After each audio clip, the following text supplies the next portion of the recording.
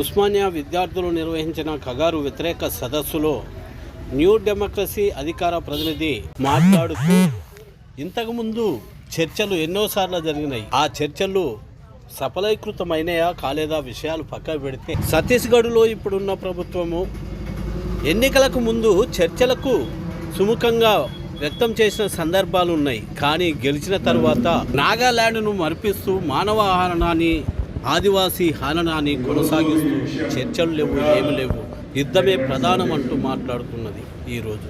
దానికి మనమేమి చేయాలి?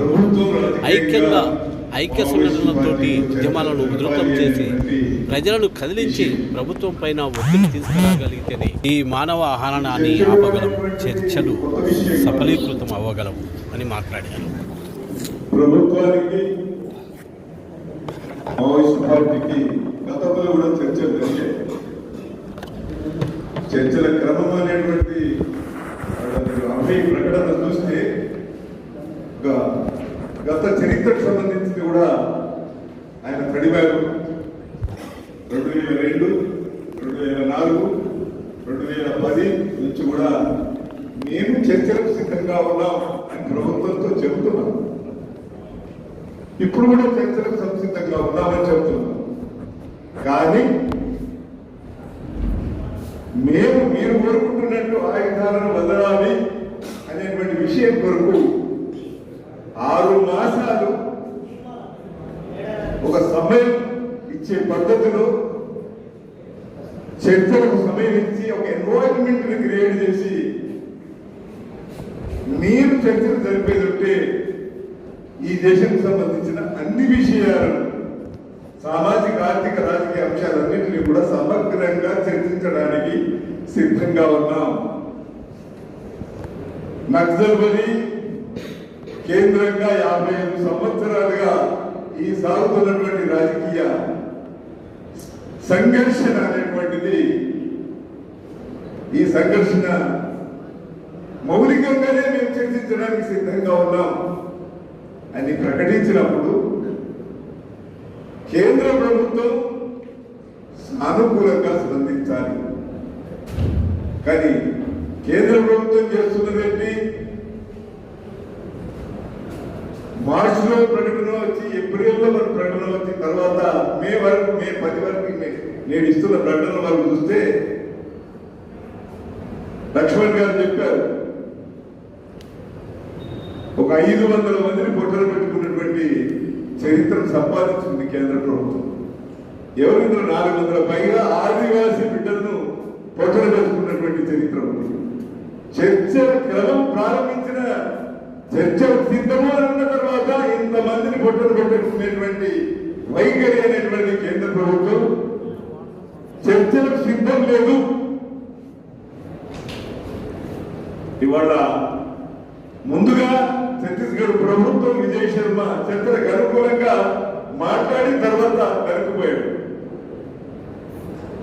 ఇవాళ ఛత్తీస్గఢ్ డీజీపీ కానీ, సిఆర్పి బలగాల డీజీపీ కానీ ఆయుధాలు వదలాల్సిందే, మీకు ఇంకొక మార్గం లేదు, జనసేన స్రవంతిలోకి రావాల్సిందే అని స్పష్టంగా వాళ్ళు ప్రకటిస్తున్నారు.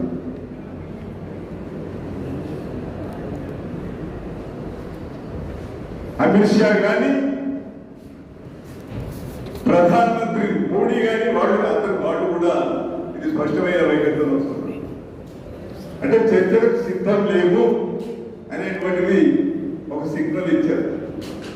ఇంత మొండిగా ప్రభుత్వం ఎందుకుంది? దానికి ఉన్నటువంటిది ప్రజలతోటి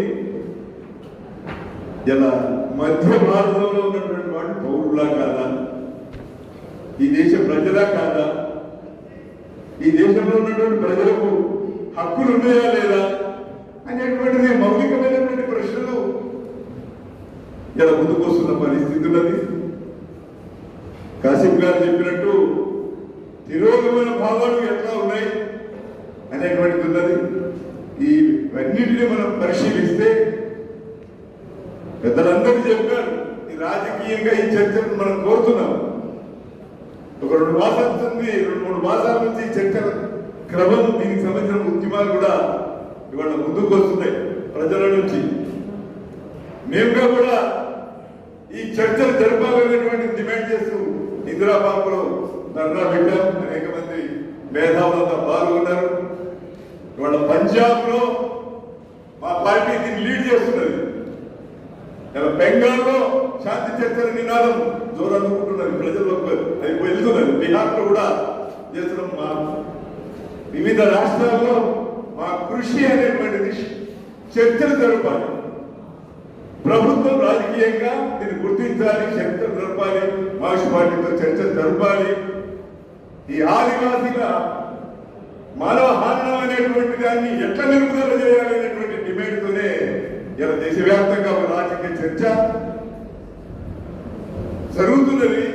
శాంతి చర్చల కమిటీ కూడా ఏర్పడి దాని ప్రయత్నాలు అన్ని జరుగుతున్నాయి. ఇక్కడ చర్చ ఈ విషయం న్యాయమైన చర్చకు సంబంధించినటువంటిది కాదు. శాంతి చర్చలు విధిగా జరగాలి, అది రాజకీయ చర్చ జరగాలి. ప్రభుత్వం ఒక మెట్టు దిగి కిందికి వచ్చి చర్చ జరపాలి.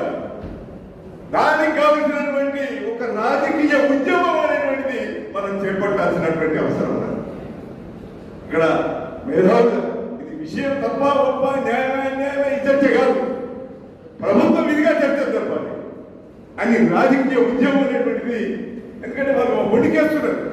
రాజకీయ ఉద్యమం అనేటువంటిది మనం చేపట్టకుండా, ఒక ఒత్తిడి తీసుకురాకుండా, ఇది ప్రజల వాయిస్, ప్రజల భావన అనేటువంటిది, వాళ్ళకు ఒక గుర్తింపు అనేటువంటిది, ప్రజల నుండి ఒక ఫోర్స్ అనేటువంటిది లేకుండా మొండిగా ఉన్నటువంటి ఈ ప్రభుత్వం అనేటువంటిది చర్చలను గుర్తించేటువంటి వైఖరి రాదు.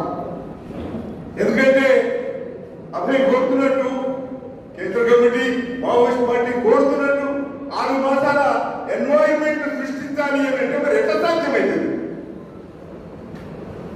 ఆయన వాళ్ళు ఇవ్వరు, మరి మనం ఏం చేయాలి? అంటే అన్ని రాజకీయ పార్టీలు, ప్రజా సంఘాలు, ప్రజా ఉద్యమం అనేటువంటిది వీధుల్లోకి రాకుండా, ప్రభుత్వాల మీద ఒత్తిడి తీసుకురాకుండా మనం దీన్ని సాధించడం కష్టం. కాంగ్రెస్ పార్టీ నాయకులు పెద్దయ్య గారు మాట్లాడారు. సామాజిక, ఆర్థిక, రాజకీయ సమస్య అని చెప్పారు. ఇది శాంతి భద్రత సమస్య కాదని చెప్పారు. కానీ వారి పార్టీ కూడా సుదీర్ఘమైన రాజకీయ చరిత్ర ఉన్నది, వారు గుర్తిస్తే మంచిదే. కానీ సిడబ్ల్యూసి ఓపెన్ గానే స్పష్టమైన ప్రకటనతో రావాలి కదా. ఇది సామాజిక, ఆర్థిక, రాజకీయ సమస్య, ఆదివాసీల మానవ హనం అనేటువంటిది, ఖచ్చితంగా దీనికి వ్యతిరేకంగా పోరాడాలనేటువంటిది ప్రభుత్వం రాజకీయంగా ఇది కరెక్టే. కానీ మేము వీధుల్లోకి రాము, పోరాడము, ఉద్యమాలు చేయము, ఇప్పుడున్న ప్రభుత్వాన్ని ఒత్తిడి చేయము అని అంటే అది ఎట్లా సాధ్యమవుతుంది? ఈ లిప్ సింపతి అనేటువంటిది కుదరదు. ఈ పెదవుల పైన మాట్లాడేటువంటి పద్ధతి కాకుండా వీధుల్లోకి వెళ్ళడానికే మనకు రాజకీయంగా పరిష్కారం ఉన్నది. వీధుల్లోకి వెళ్ళి ప్రజల్లో చైతన్యవంతం చేయాలి. ఉద్యమం దీని గురించి కూడా ఉద్యమించాల్సిన అవసరం ఉంది. అందుకే దీని గురించి లైక్ మైండెడ్ ఆర్గనైజేషన్స్ కానీ, పోరాడే సంస్థలు కానీ సానుకూలత వ్యక్తం చేస్తున్నటువంటి వాళ్ళందరితో కూడా ఒక పోరాట వేదిక అనేటువంటిది ఉనికిలోకి రావాలనేది విజ్ఞప్తి చేస్తూ నాకు అవకాశం ఇచ్చినటువంటి నిర్వహణ కమిటీకి ధన్యవాదాలు.